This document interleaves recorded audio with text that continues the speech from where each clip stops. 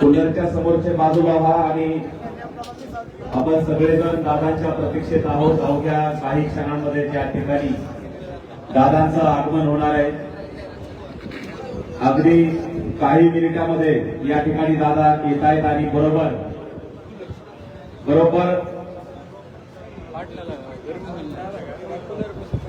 दीपमाळीच्या समोरचे जे आहेत कूलरच्या समोरचे ते बांधव त्यांना मी विनंती करतो आपण सगळ्यांनी पुढे यायचं आहे। लवकरात लवकर या ठिकाणी येऊन पुढे बसायचं आहे।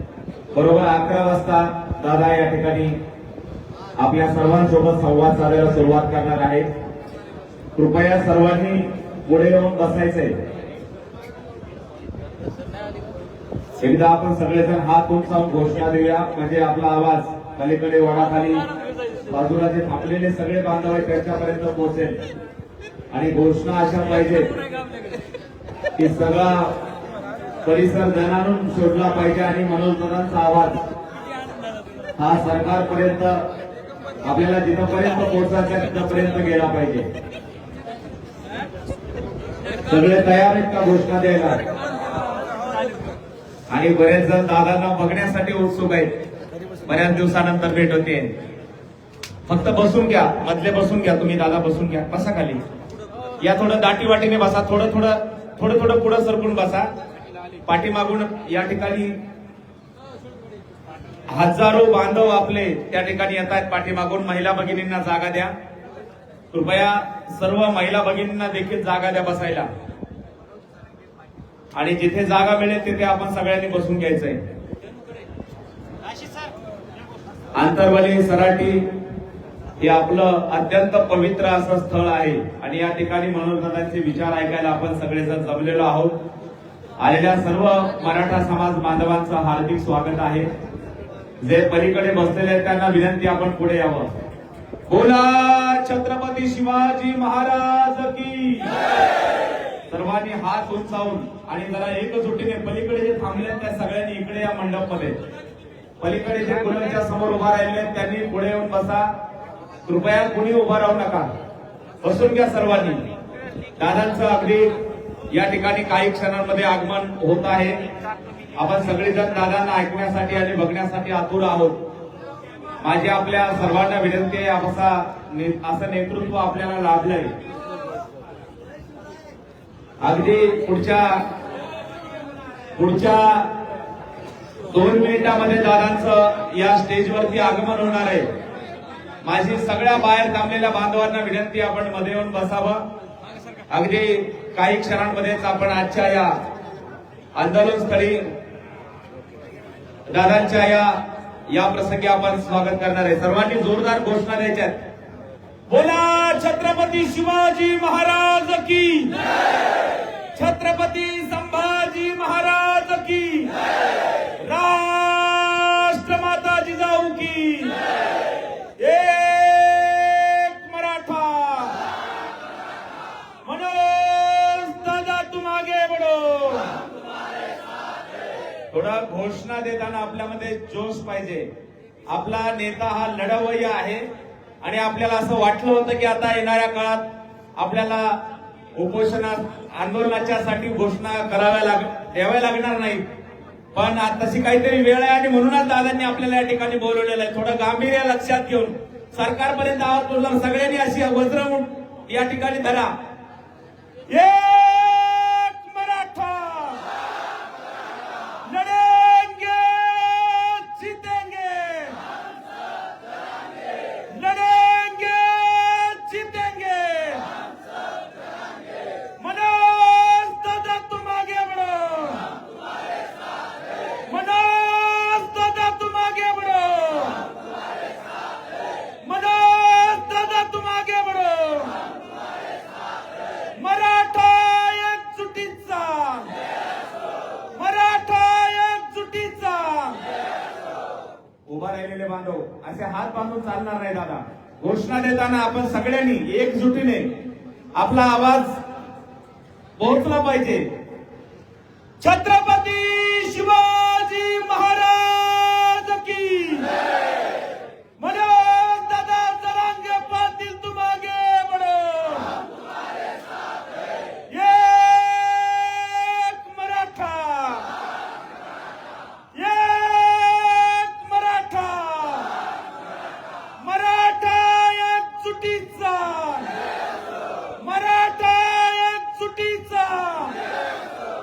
पवित्र अशा अंतरवली सराटीत या आरक्षण भूमीमध्ये दाखल झालेल्या सर्व मराठा बांधवांचं आपण जोरदार टाळ्या वाजवून या ठिकाणी स्वागत करावं अशी मी आपल्याला विनंती करतो.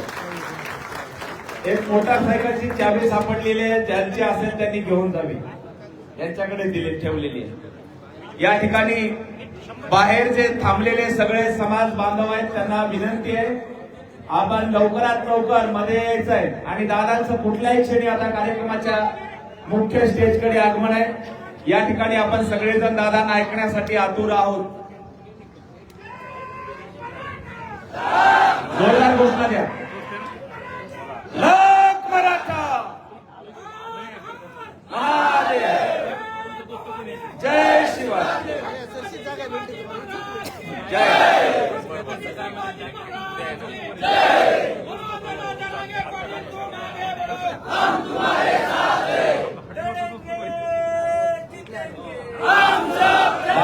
आवाज जोरदार पाहिजे.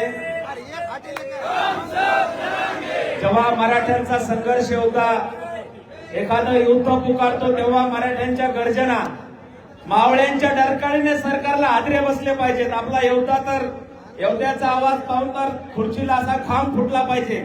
त्याच्यामुळे आपला जोश आणि आपला त्या ठिकाणी ताकद कुठेही कमी पडता कामा नये. लढेंगे जितेंगे, लढेंगे जितेंगे, हर हर. छत्रपती शिवाजी महाराजांचे मावळे सुद्धा हर हर महादेव म्हटलं की त्यांच्यात हजार हत्तीचं बळ संचार करायचं. आपण मनोजदादा जरांगे पाटलांचे सैनिक आहोत, मराठा सेवक आहोत. आपली ताकद सुद्धा कधी कमी होणार नाही. आणि बरेच जण म्हणाले की 16 तारखेला दादा या ठिकाणी पत्रकार परिषद घेणार आहेत आणि किती लोक येणार आहेत. एकदा सगळं बघू द्या सगळ्यांना कॅमेऱ्याच्या माध्यमातून सगळ्या महाराष्ट्राला. छत्रपती शिवाजी महाराज की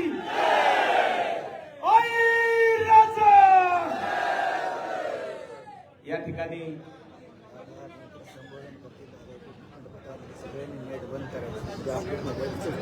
प्रत्येकाच्या हातामध्ये फुलं दिले जाते. दादा तिकडून आले की त्यांचं स्वागत. नक्कीच या ठिकाणी आपल्या काही मराठा रणरागिणी त्यांची चांगली संकल्पना आहे. या ठिकाणी तुम्हाला फुलं दिली जात आहेत. दादांचं या ठिकाणी आगमन झाल्यानंतर आपण आपल्या योद्ध्यावरती फुलांचा वर्षाव करायचा आहे. आणि दुसरी गोष्ट दादांचं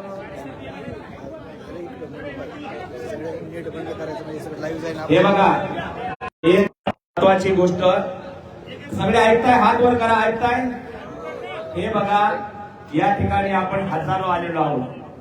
आपण सगळे आपले जे घरी थांबलेले बांधव आहेत त्यांचे प्रतिनिधी म्हणून या ठिकाणी आलेलो आहोत आपण सगळे, आहे की नाही.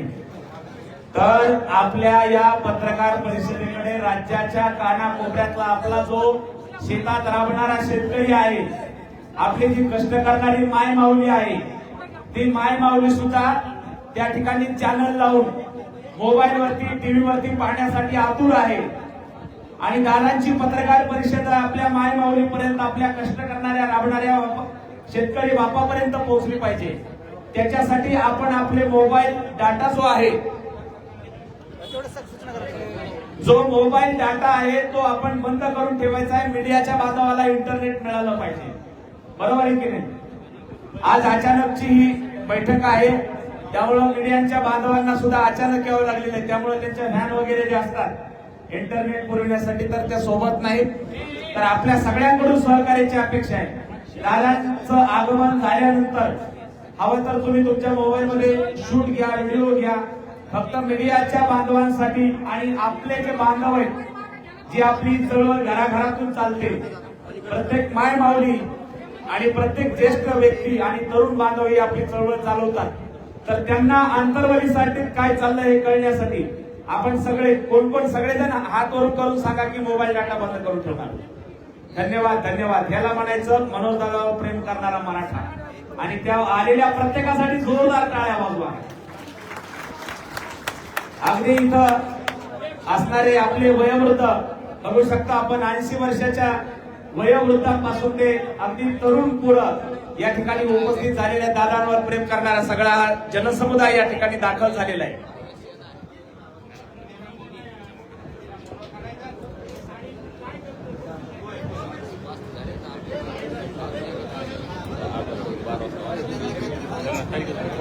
आणि या डे झोन मध्ये जे माध्यम प्रतिनिधी आहेत त्यांच्याशिवाय आपण सगळ्या बांधवांनी सहकार्य करावं आणि बाहेर बीच्या बाहेर थांबावं अशी सूचना आलेली आहे. या ठिकाणी सगळ्यांनी स्वयंसेवकांना सहकार्य करावं आणि आपण प्रत्येक जण स्वयंसेवक आहोत. बंद केलं.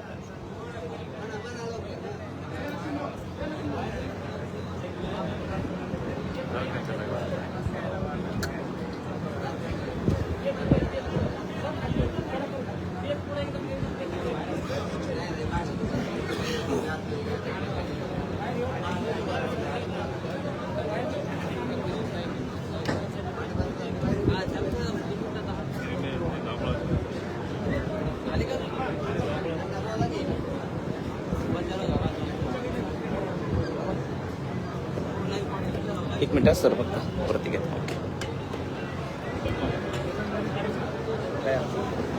पलीकडं नीटची महत्वाची काळजीच करू नका एकदा बरेच सुरू व्हायच्या आधी सांगतो.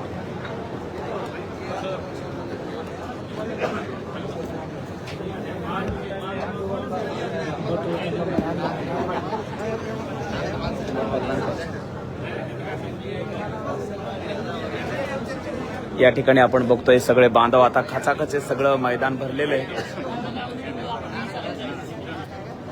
जय शिवराय. कुठून लाईव्ह पाहताय सांगा आणि जास्तीत जास्त शेअर करा. बोला माहिती देऊ बोलून कमेंट पिन करतो. आवाज जाईल का तिथं? आवाज जातोय जातो बोला. इकडून आवाज कसा जाईल? पलीकडून जाईल? काही नाही जातो. तुम्हाला घेऊ का स्क्रीनवर? नाही मला नाही. पाठी बघून बोल.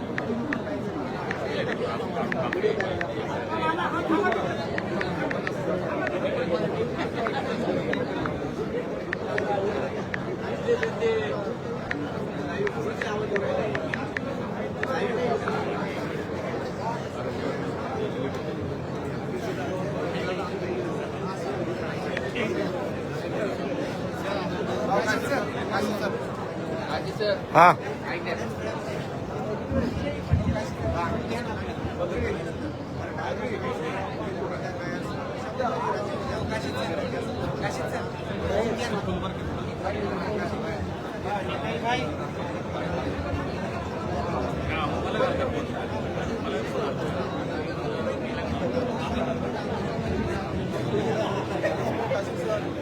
जय शिवराय. जय शिवराय.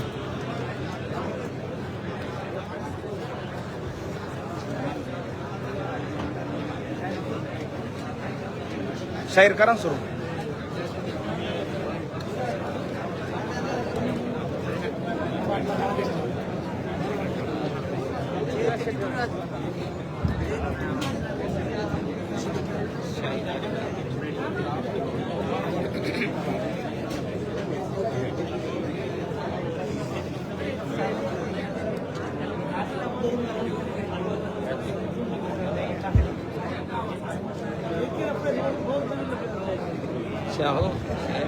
अडीच हजार वर्षापूर्वी जगाला शांतीचा आणि भारताला शांतीचा संदेश देणारे तथागत गौतम बुद्ध ज्या ज्या महापुरुषानं तुमच्या आमच्या उद्धारासाठी शेवटच्या श्वासापर्यंत काम केलं त्या सर्व महापुरुषाच्या विचाराला आणि कार्याला जोरदार टाळ्यांनी आपण स्वागत करावं.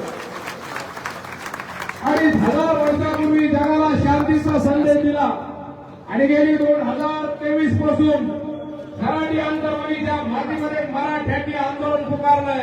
सरकार परेशान आहे. मराठे शांततेच्या मार्गानं आदरणीय मनोजदादा जरांगे पाटील यांच्या सोबत आहे. हा खऱ्या अर्थानं सगळ्यात मोठा लढा मित्रांनो गेली 3 वर्षापासून मराठ्यांनी लढलेला. सन्माननीय मनोजदादा जरांगे पाटील यांच्या नेतृत्वाखाली गेली अनेक वर्षापासून आपण चळवळ बघितल्या, क्रांत्या बघितल्या, अनेक चळवळ आल्या, अनेक क्रांती आल्या. पण एक सर्वसामान्य शेतकऱ्याचा मुलगा काय करू शकतो? सराठी आंदोलन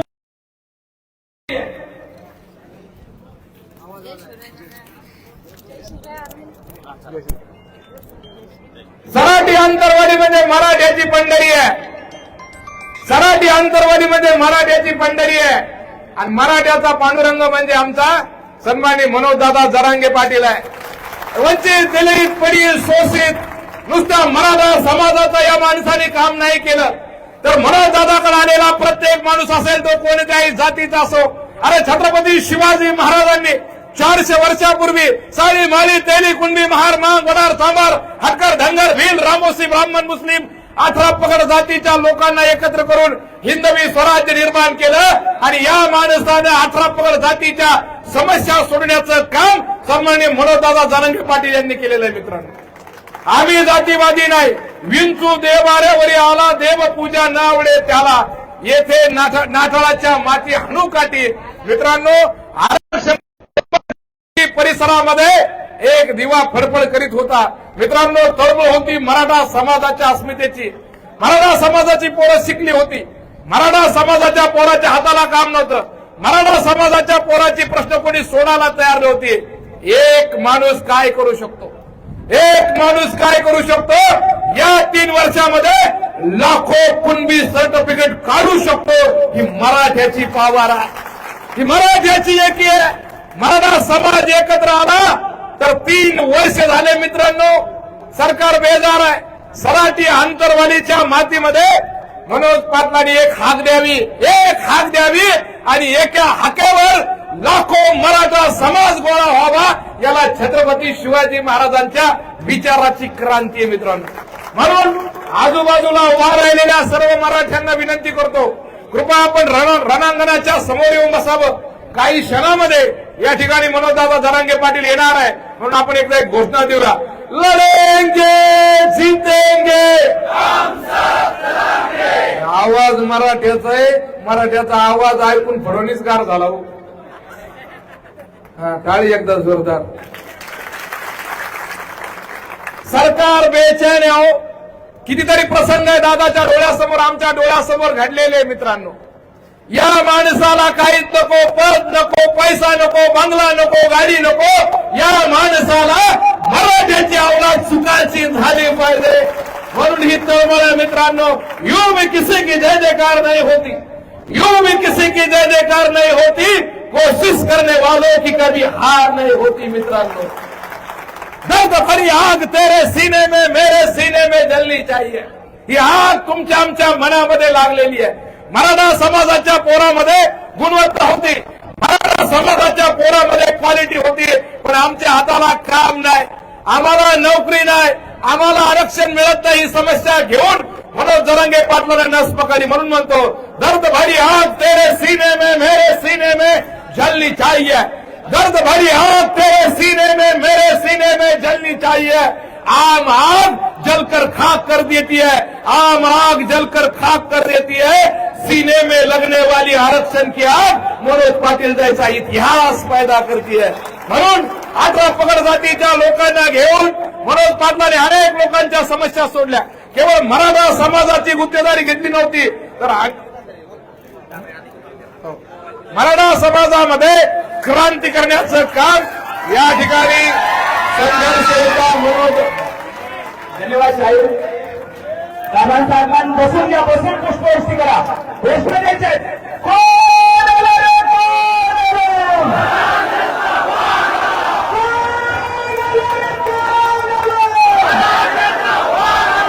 छत्रपती शिवाजी महाराज की जय.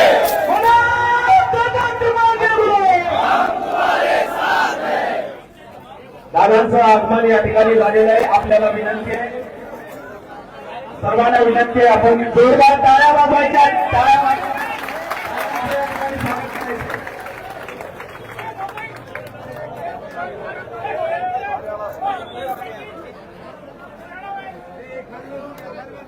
दादांचं आगमन या ठिकाणी झालेलं आहे आणि मुख्य स्टेजवरती दादांचं आगमन. सर्वांनी बसून घ्या. समोर जे आहेत त्यांना विनंती, आपण बसून घ्या. दादांचं आगमन या ठिकाणी झालेलं आहे आणि आपण या ठिकाणी बसून घ्या. सर्व समाज बांधवांना विनंती, आपण बसून घ्या. दादांचं आगमन या ठिकाणी होत आहे आणि आपण सगळ्यांनी जयघोष करायचा आहे. हात उंचावून दादांचं आगमन झालेलं, हात वरती करा. बोलो छत्रपती शिवाजी महाराज की जय. अरे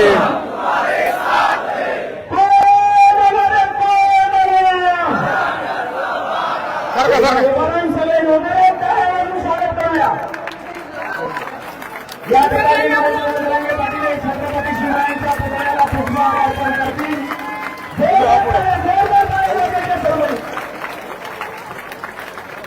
छत्रपती शिवाजी महाराज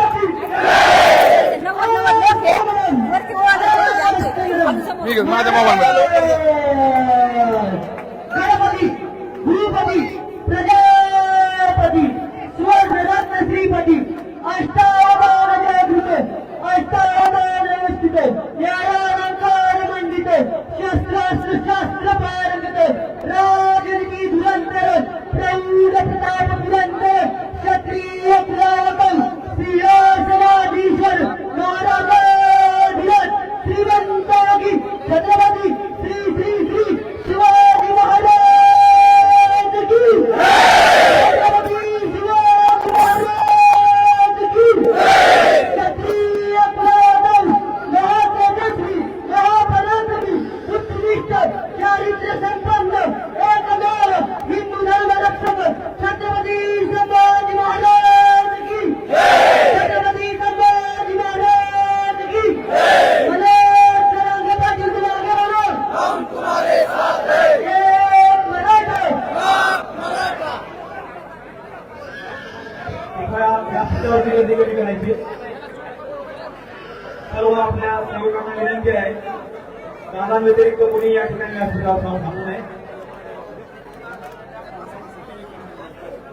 आपल्या महिला भगिनी या ठिकाणी दादांचं औक्षण या ठिकाणी करत आहेत. कृपया सर्वांना विनंती आहे व्यासपीठावर कमी करावी.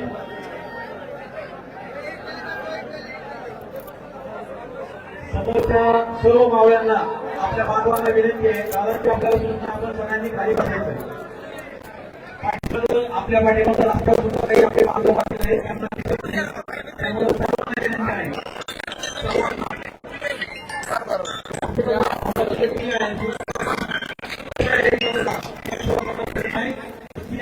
गर्दी कमी करा. सर्वांनी बसून घ्यायचं कृपया. अगदी मला सूचना आहे स्वयंसेवकांनी व्यासपीठाच्या भोवतालची तात्काळ खाली करावी.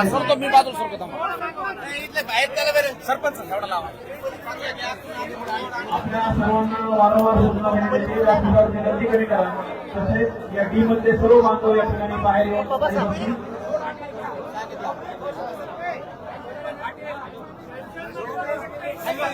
मध्ये समोर व्यासपीठाच्या समोर जे बांधव अजूनही उभे आहेत तुमच्या बाजूला तुम्हाला विनंती आहे तुम्ही सगळ्यांनी खाली बसा.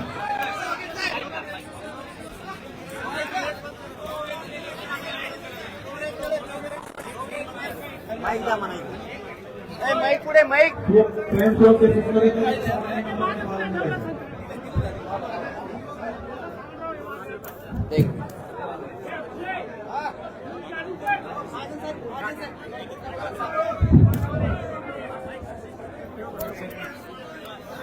त्याशिवाय एक अत्यंत महत्वाची सूचना या ठिकाणी दादांकडून आपल्याला आहे.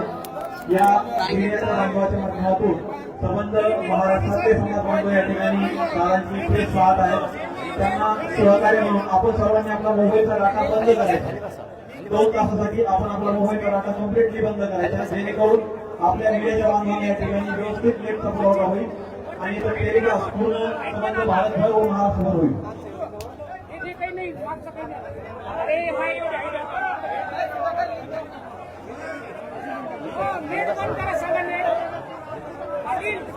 आजचे सगळे खाली बसा. सगळ्यांना खाली बसा. बसून घ्या सगळेजण. आपलं जेवढे उभा आहे थोडं नेट बंद करा म्हणा पोरायला. आणि सगळ्यांनी आपलं मोबाईलचं नेट बंद करा. खाली बसा आता खाली बसा इकडे खाली बसून घ्या. सगळे खाली बसून घ्या. खाली बसून घ्या तुम्ही दोघं खाली बसा.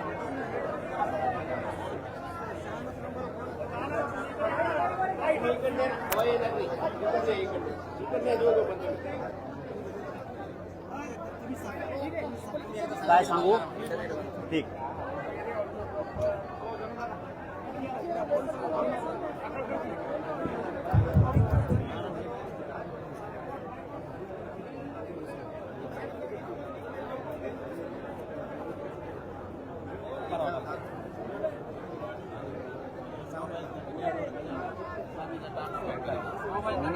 नेटवर्क बंद करा म्हणा. हॅलो, सगळ्यांना विनंती आहे, सगळ्यांनी मोबाईल बाहेर काढा आणि नेट बंद करा. एक तर नेट सोडून तुम्हाला काही फायदा होणार नाही, पण यांना कव्हरेज भेटत नाही. करा सगळेजण नेट बंद करा. आपले गावाकडे आपण एवढे सगळे आपले भरपूर बांधव गावाकडे, त्यांना बघायचे दादा काय ऐकतात, काय सांगतात. सगळ्यांनी खिशातले मोबाईल असे वर दाखवा, फ्लाईट मोड करा.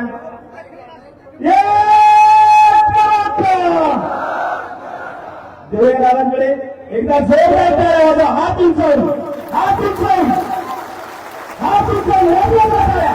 पाटील, पाटील. हे करा, रस्त्याच्या पावल्या. जोरदार. पाटील, पाटील. पाटील, पाटील, पाटील. बोलो छत्रपती शिवाजी महाराज की. बोलो छत्रपती पाटील शिवाजी महाराज. यानंतर आदरणीय दादा या पत्रकार परिषदेला आपल्या सगळ्यांना संबोधित करतो.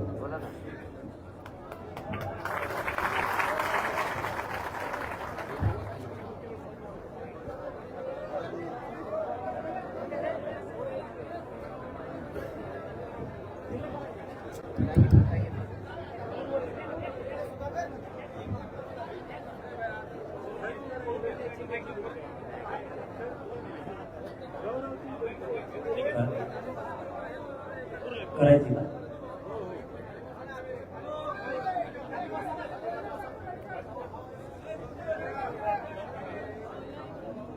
सगळ्यांना जय शिवराय.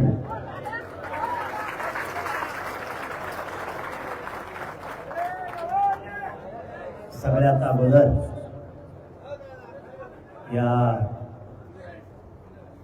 बलाढ्य अशा ताकदवर असणाऱ्या मराठा समाजाला मी मराठा समाजाच्या खरंच चरणी मराठा समाजाच्या नतमस्तक पहिल्यांदा होतो.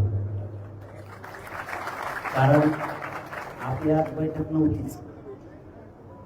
आपण आज प्रेस घेणार होतो आणि आंदोलनाची तारीख ठरवणार होतो,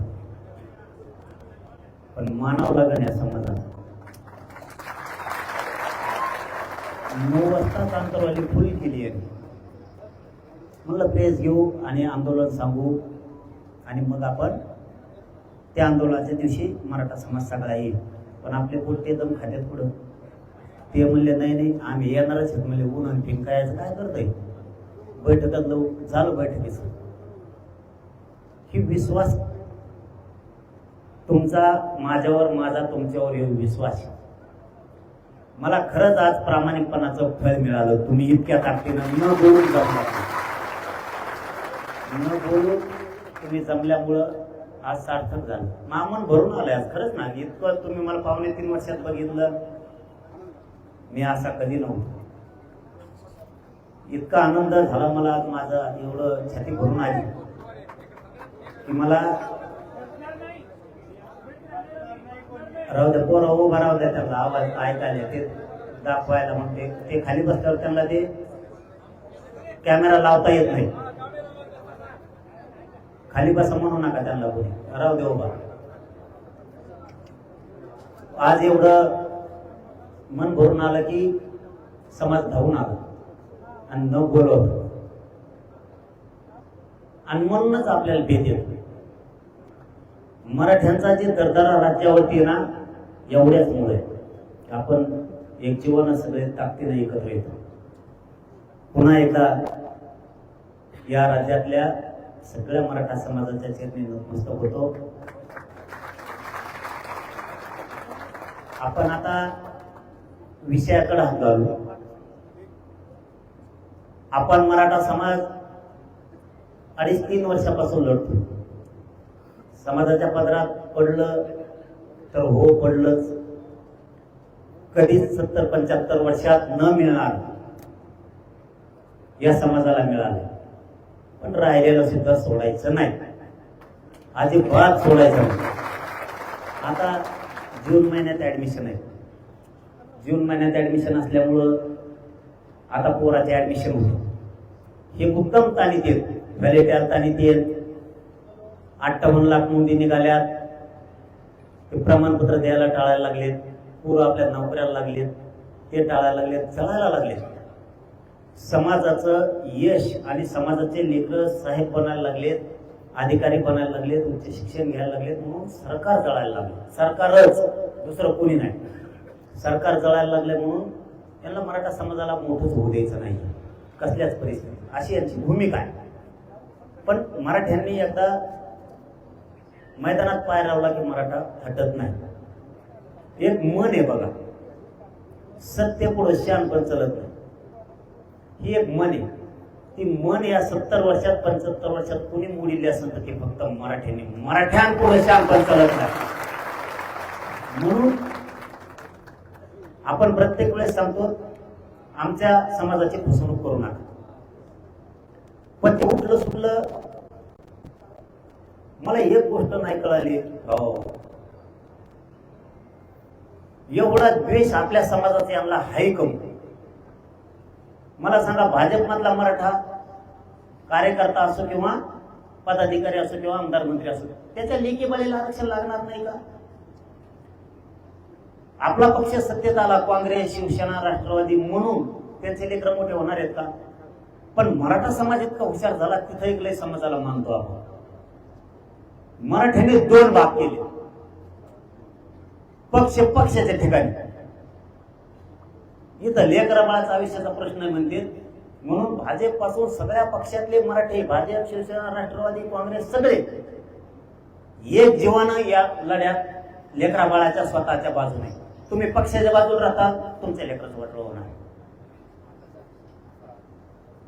तुम्ही नेत्याला मान देताल, नेता मोठा होणार आहे, तुमचा लेकरू संपला म्हणून समजायचं.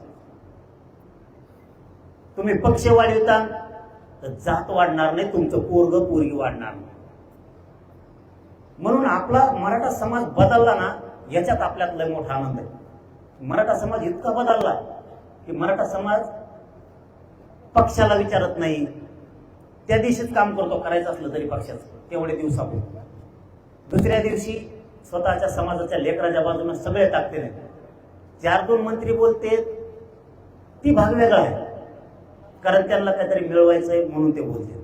मी हे का सांगतोय तुम्हाला, आपल्याला समाजाच्या बाजूने हुशार होणं गरजेचं. समाज हे आपल्यासाठी देव असला पाहिजे.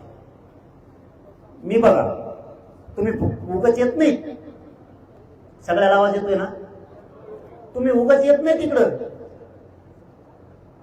मी तुमचा विश्वास कमी नाही, प्रामाणिक राहू.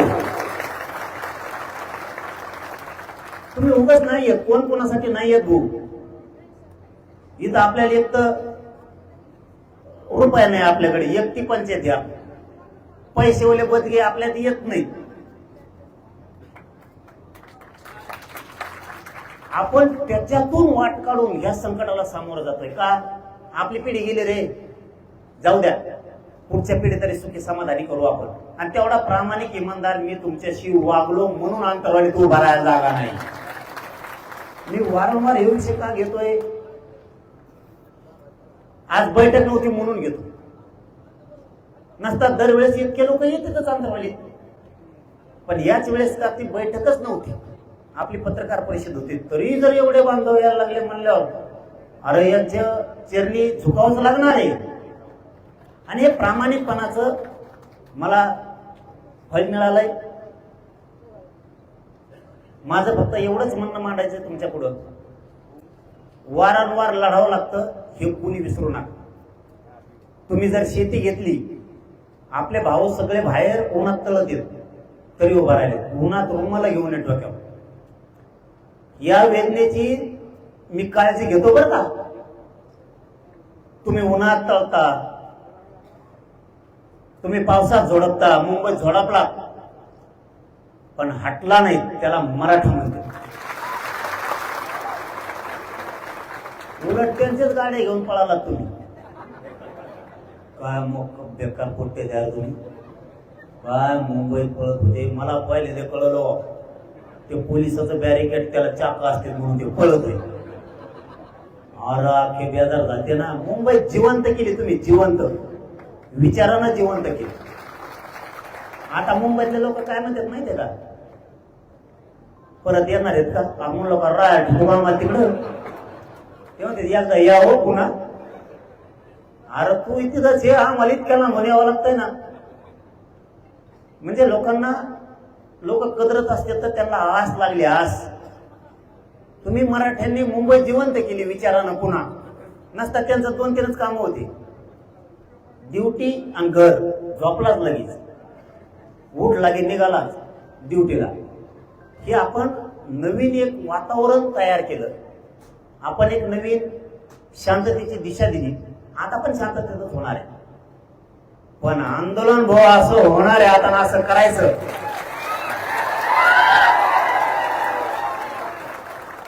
पुन्हा मात्र फडणवीस साहेबाला चारी दिशा काहीच दिसलं नाही पाहिजे, नुसते मराठीत दिसले पाहिजे. माझं फडणवीस साहेबांबद्दल वाईट मत नाहीये, पण माझ्या समाजाचं वाटोळ होणार असलं तर मी तुम्हाला कोणालाच मोजिणार नाही. मला मित्र नको, मला मंत्र्यांशी संबंध नको, मला माझ्या समाजाच्या लेकराच्या चेहऱ्यावर आनंद बघायचा, मला ते सुखी समाधानी बघायचं. त्यासाठी मी जीवाचं रान केलंय. मी इतकी शरीराची झीज केली की मी विचार नाही करत. मला जगायची इच्छा नाहीये, खाऊन जगायचं नाहीये. मला समाजाचे लेकर सुखी समाधानी करायचे. तो रिझल्ट दिलाय मी समाजाला, म्हणून समाज एका बाजूला आहे.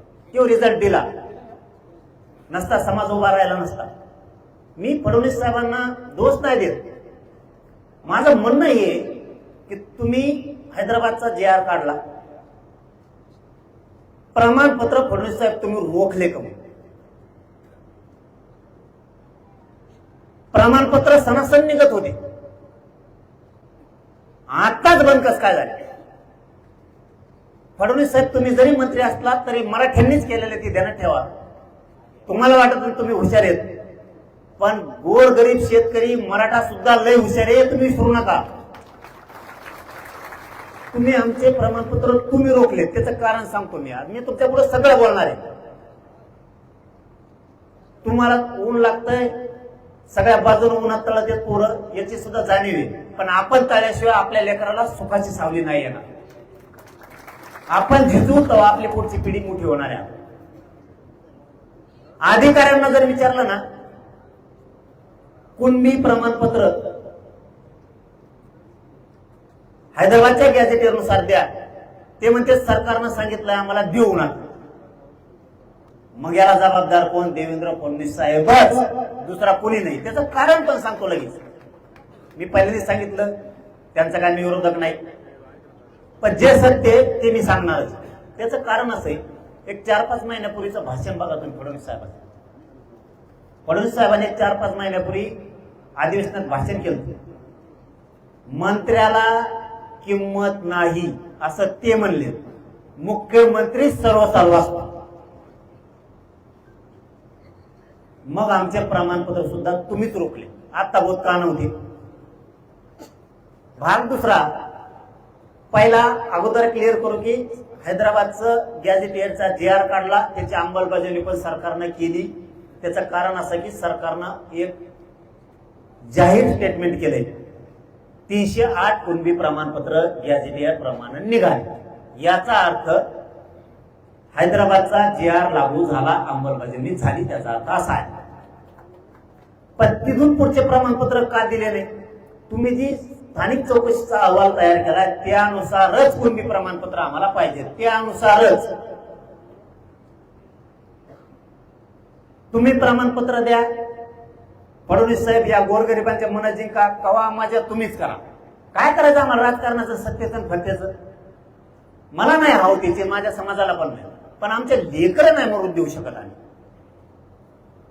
तुम्हीच नाही, तुमच्या 50 पिढ्या बी आल्या तरी मी मराठ्याला फडणवीस साहेब धक्का बी लागू देणार नाही. तुम्ही कितीही ताकद लावा, मराठ्यांचं वाटोळ नाही होऊ देत. दुसरं काय सांगितलं त्यांनी मुंबईत आपल्याला? किंवा झाला एक भाग हैदराबादच्या JR प्रमाणे मराठवाड्यातले मराठे हे सगळे कुणबी. मराठवाड्यातल्या मराठ्यांना आता इथून पुढच्या काळात प्रमाणपत्र वाचून फडणवीस साहेबांनी रोखू नये, सगळ्यांना कुणबी प्रमाणपत्र देऊन सगळ्यांच्या व्हॅलिट्या द्यायच्या. आंदोलनाच्या तारखेच्या आत नसता आंदोलन भयानक होणार आहे. दुसरा भाग, 58 लाख कुणबी नोंदी सापडल्या, त्याचे सगळे प्रमाणपत्र द्या. ग्रामपंचायतला महाराष्ट्रातल्या जे 58 लाख नोंदी सापडल्या त्या ग्रामपंचायतला लावा. मुख्यमंत्री एकनाथ शिंदे साहेबांनी त्यावेळेस अभियान घेतले होते. जे सत्य आहे ते करायला दिलखुलास केलं पाहिजे या मताच्या आम्ही. एकनाथ शिंदे साहेबांनी अभियान घेऊ प्रमाणपत्र दिले, कारण नोंदी सापडल्या त्या घ्यायचं काय काम. तसंच फडणवीस साहेबांनी करावं ही आमची इच्छा आहे. मी आजच वर बोलतोय, आंदोलनाच्या तारखेच्या आत जर तुम्ही केलं नाही तर तुम्ही सगळे मी पट्ट्यावर घेतले म्हणून समजा, फडणवीस साहेबांसहित. तुम्हाला सुट्टी नाही कोणा. तुमचं शहाणपण मी मराठीच्या पुढे चलू देत नाही, त्याची काळजी नका करू. फक्त आज गोडीनं सांगायला, शिंदे साहेबांनी जसे अभियान घेतले, अभियान लावा ना, काय घ्यायचंय. फडणवीस साहेबांनी छाती ठोकून सांगायचं, चाल मी JR काढलाय मराठवाड्याचा, मी मराठ्यांना कुणबी प्रमाणपत्र मराठवाड्यातल्या सगळे देणार, कारण ते ओबीसी आरक्षणाच्या अगोदरचे मराठी आरक्षणात म्हणून देतोय. जिंका मराठीचे म्हण. कशाला बोलू आम्ही तुम्हाला. तुम्ही सगळे प्रमाणपत्र देऊन मराठ्यांच्या मनात जिंका. आम्ही जी तारीख डिक्लेअर करणार आहे त्याच्या आत. मुद्दा तिसरा, साताराचा संस्थांचा JR तुम्ही का काढत नाही. इथं मनोज जरांगे भाऊ जरांगे पाटील सोपा नाही. इथं भेदभाव नसतो.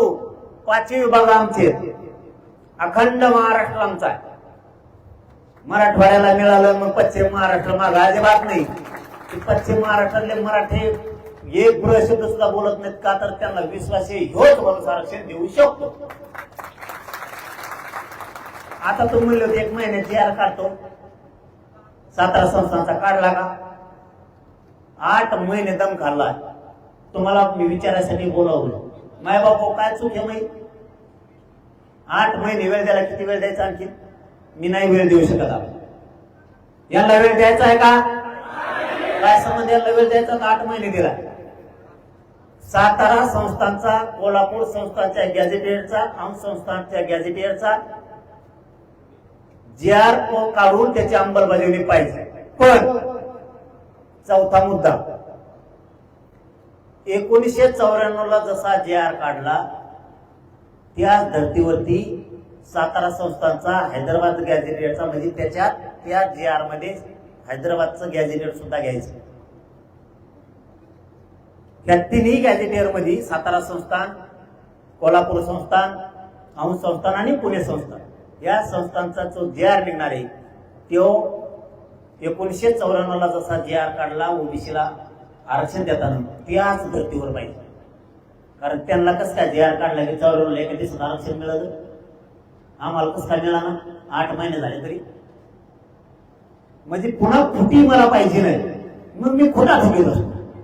तुम्ही खोटी ठेवली की मी खोटा ठोकला. मी बोलतो तसंच करतो. मी माझ्या जीवनात माझ्या समाजाचा विश्वास संपादन याच्यावर केलाय. मी प्रामाणिक राहिलो, बेमान माझ्या समाजाशी नाही झालो आणि आयुष्यात होणार नाही. मला ना ते खोटे आरोप करून, खोटं बोलून ते पैसे कमवून मला त्या पैशातून माझ्या लेकराला अन्न खाऊ घालायचंच नाही. ते बेमानी करत नाही. इथं उपाशी तर फडून मरण, पण खोटं बोलून पैसे पद मला नाही कमवायचे. कमविणारी गॅंग दुसरी त्यांचा चालू आहे.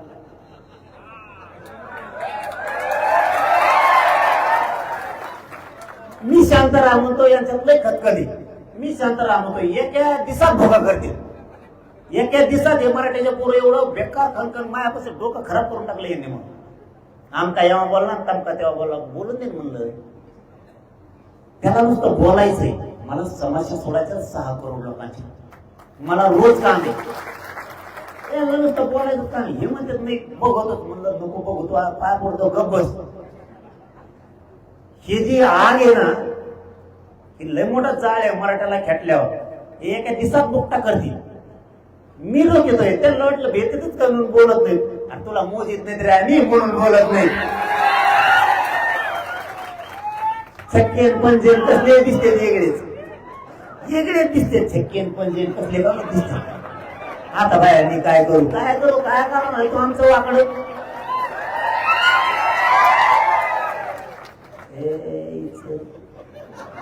नाही तर काय राहू तिचं.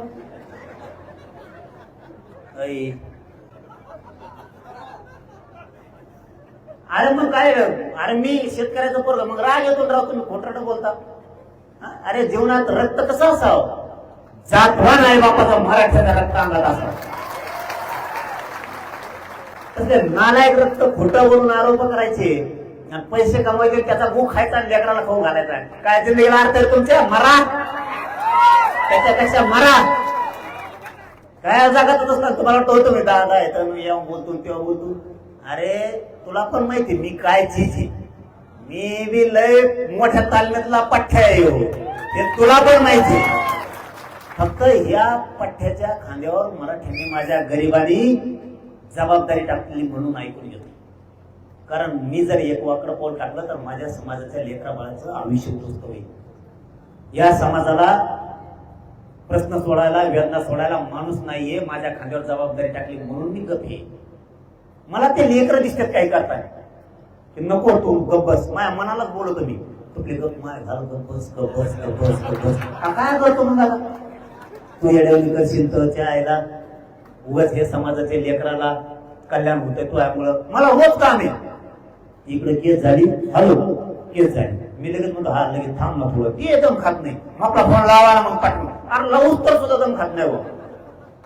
मी लगेच फोन लावता त्याच्यावर कोण खोटी केस केली, त्याचा मान कम फोडीला, त्या पोराला कम नाही घेतलं. आता टंकली खणवल्या ते लघुले खगोले बोलते ते सरकार संघ बैठक लावली, त्यांना ते मृत घोषित केलं. म्हणलं करू नका मृत घोषित, त्यांना सांगितलंय मला रोज काम आहे त्या लेकरा बाळांचं कल्याण करायचं. ईडब्ल्यूचे पोरं मुंबईत बसवले, बावनकुळे साहेबाला सांगून ती बैठक घ्यायला तो मार्गी काढायला लावला प्रश्न. मला वाटतं काढला त्यांनी, ते काम केलं म्हणलं केलंच म्हणलं पाहिजे या मताचे आम्ही. उदय सामंत साहेबांना सांगितलं तुम्ही ती आर काढा, मला बलिदान गेलेलं कुटुंब एमआयडीसीत लावायचे, तिकडे एसटीत लावली, ती एसटी गरम ढोंगा खाली गरम हवा येते खाली. म्हणजे आमचे लेकरं मेलेत आमच्या समाजासाठी, त्यांचे कुटुंब उघडं पडले तर त्याला दिली एसटी, गिअर लागून टाका लागतो इकडून असं, ती गिअर सुद्धा हातात येत नाही ते एसटी, आणि त्याला एसटीत टाकेले. ती शिकलंय मरणाचं आणि त्याला एसटी ड्रायव्हर. शिक्षणाप्रमाणे द्या, माझ्या लेकराचं कल्याण होऊ द्या ना. या भूमिकेत मी, म्हणून मी हे नादी लागत नाही. मला रोज काम आहेत. विद्युत सहाय्यक मध्ये पोर आहेत, त्यांच्या काही भरत्या राहिल्यात ते एमपीसीच्या विद्यार्थ्यांचं वर्ष वाढून देतो म्हणलेले ते काम आहेत, मला ते करून घ्यायचे. सारथी मधले पोरं आपले माय बाबू आपले विषय लय गंभीर आहेत, आपण कधी मोगम बसत नाही. तुम्ही जे अंतरवाली येताना इथं सत्य माहिती मिळते म्हणून येतात. उन्हात जे तुम्ही तळतात ना, इथून सत्य समाजाच्या हिताचं घेऊन जायचं म्हणून येतात. म्हणून तुम्ही उन्हात तळताना, तिथं उन्हात तळायला टाइम नाही भाऊ कुणाला. मी तुम्हाला जेवढं काय सांगतो ते सत्य सांगतोय. यांनी सारथीच्या पोराचे काम आहेत, 80,000 पोरांच्या शिष्यवृत्त्या थांबल्या. का वाटोळा करता आमच्या पोरांचं. मला माहिती मिळाली ती खरी खोटी माहित नाही. 1600 ते 1800 करोड रुपये महामंडळाचे थकले. मेले ना पोरं आमचे कर्जबाजारी होऊन. इकडे भाषणात देवेंद्र फडणवीस साहेब कथाकच सांगत आम्ही मराठ्यांना उद्योगपती करायला लागलो, महामंडळ स्थापन केलं आणि परतावे कोणी द्यायचे. पोरं कर्जबाजार झाले, सिव्हिल खराब व्हायला लागले. मला काम आहे, मला रोज समस्या आहेत. कुणाच्या बांधाच्या शेताचे आहेत, कुणाच्या पोरी शिकायला आहेत तिथले आहेत, कुणाच्या कॉलेजचे आहेत, कुणाच्या शाळाचे आहेत, कुणी दवाखान्यात आहेत, कुणाचा ऍक्सिडेंट झाला. मला रोज ते काम आहेत. मला समस्या सोडायला लागतात. बोलणाऱ्या लोकांच्या समस्या सोडायच्या. उठला की फक्त बोलायचं, दुसरं आहे का कुत्र तरी का दारात. मला रोज काम करायचं. आणि मी समजा असं मनात धरून चाला, समजा बरं का, मी तर मोकळा होतच नाही आता, पण समजा मी त्याच्यासारखा मोकळा झालो, त्याला काय काम नाही, मला काय काम नाही. ते गेलेलं मी गेलेलं. ते अंगावर बोलणार तो कमराच्या खाली बोलणार तर मी कमराच्या वर बी बोलणार आणि खाली बोलणार. मी लय कच्च्यात आली होती का मग माझ्याकडे का शब्द कमी आहेत का? भारतात कोणत्याच पुस्तकात लिहिलेले असे शब्द आहेत मग आपल्याला. कमीत कमी 15 तास तरी मस्त पाणी पिणार नाही आपल्या एका शब्दात. आणि तुम्ही कवा ऐकलेलं नसेल इतकं तुम्हाला बी ऐकायला मिळत. मी खोटं नाही बोलत ही, पण मला त्याच्यात वेळच नाही. तू मोकळा आहे, मी जर मोकळा झालो, समजा मी समाजाला विचारलं 1 वर्ष खांड मला आता काय मोकळं सोडा बोलायसाठी, आणि मी जर बोलायला चालू केलं, तू 1 शब्द बोलला त्याच्यापेक्षा 1000 शब्द माझ जवळ आहेत. आणि जेव्हा तुझ्या घरच्याच्या त्यांच्या जिवारी काळजात ते शब्द लागतात ना, तेव्हा तुझ्या घरच्यांना त्यांना कळलं मग आम्हाला किती लागत असं. आम्ही पण बोलू शकतो. तुमच्याबद्दलची सगळी माहिती आम्हाला, तुम्ही जेवढे बोलतात ना 7-8-10 जण, सगळी माहिती मला पुरी. आमचा मोबाईल गच भरत आलाय. मला नाही दाखवायचं ते, मला नाही दाखवायचं. तुम्ही कुठं जाता, कुठं झोपाता, तुम्ही कोणत्या मंत्र्यात जाऊन भेटलात, कुठं मंत्रालयात भेटलात, कोणत्या खाऊ गल्लीत भेटलात, एअर ऑफिसच्या ऑफिसला, त्याच्या खाली कोणत्या ऑफिसला कसे भेटलात, तुम्ही संभाजीनगरला कुठं थांबता, तुम्ही लातूरला कोणाच तिथे गेलात, तुम्ही परभणीत जाऊन काय केलं.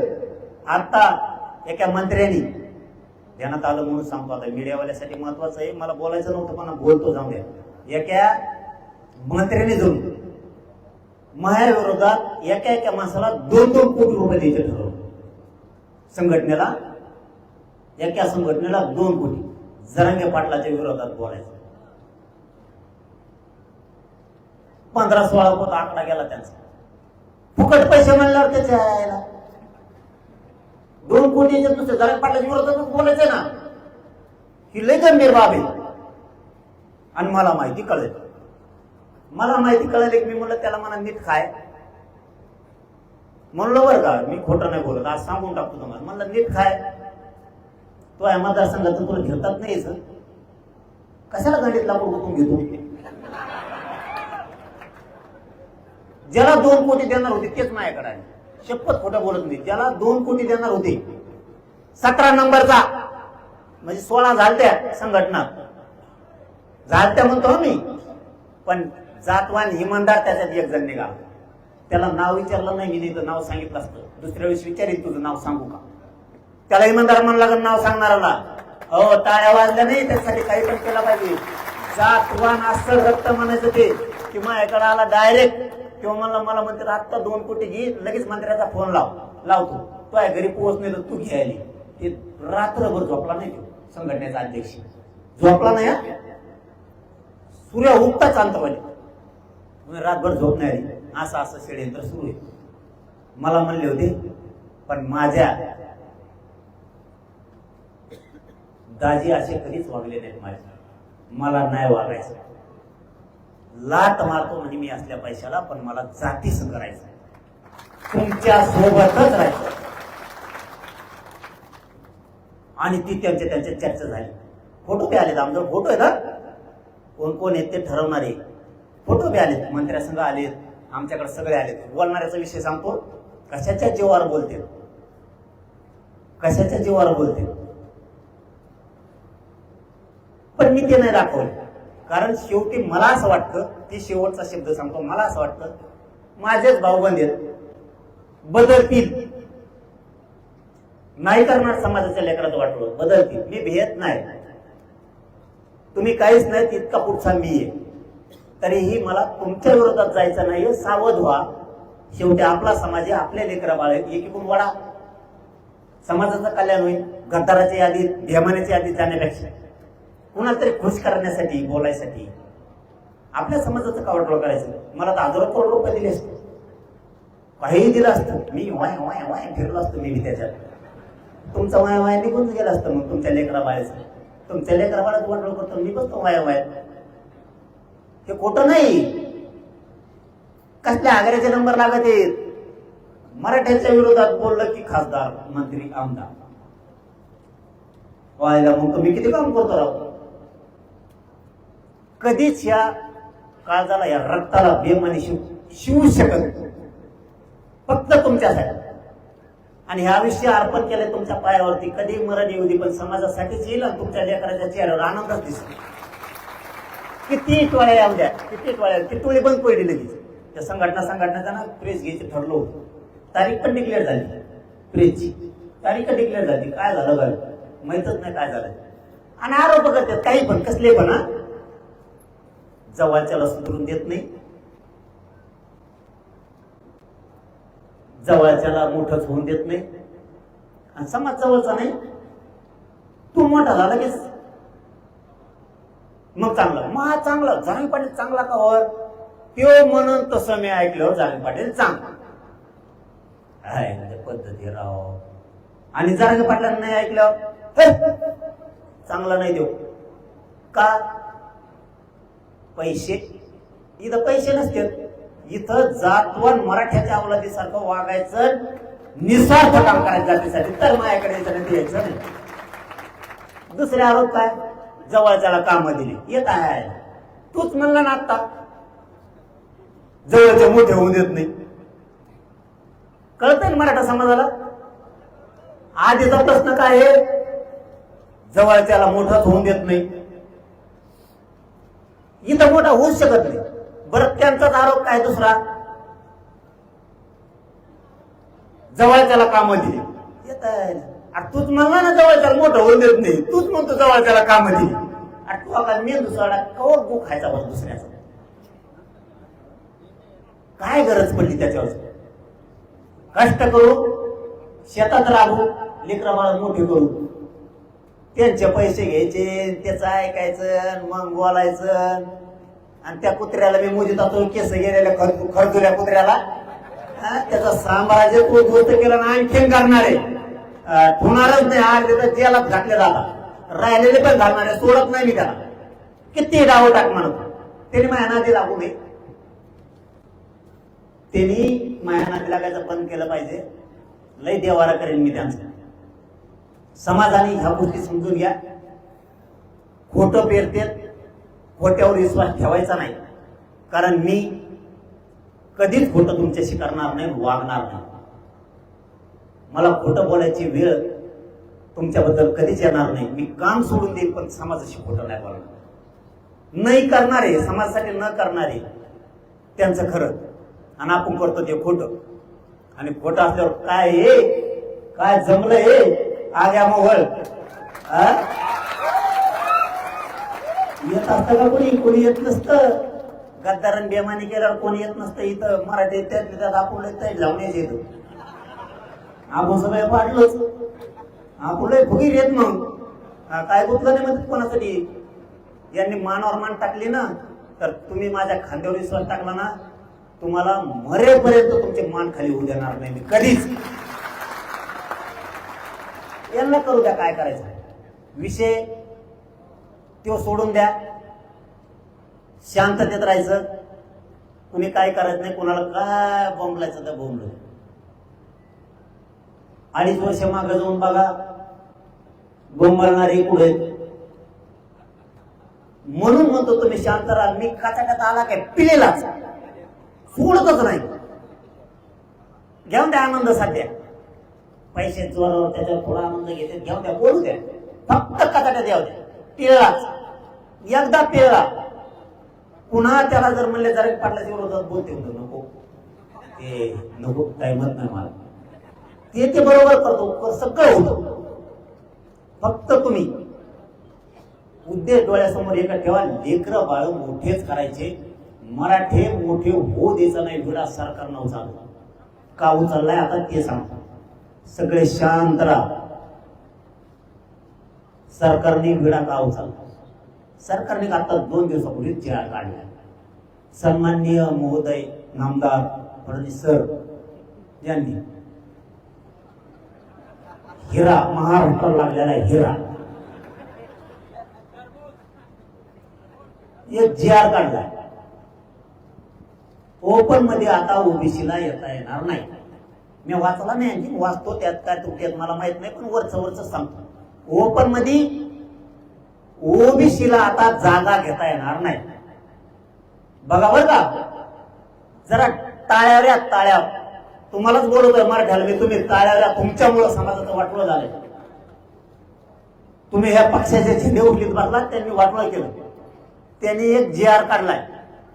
आता ओबीसी प्रवर्गातल्या लोकांना पहिल्यांदा ओबीसीच्या जागा घेऊन ओपन मधल्या घेता येत होत्या, आता घेता येणार नाही का? मराठी आरक्षणात आहे. पाहिलं का द्वेष? इथून मग झोपला होता का रे? मराठ्याला आरक्षण नव्हतं तेव्हा जर योजना काढला असतं तर आमच्या जागा या ओबीसीने खाल्ल्याच नसत्या. ओपनच्या जागा 50% ह्या ओबीसीने खाल्ल्याच नसत्या.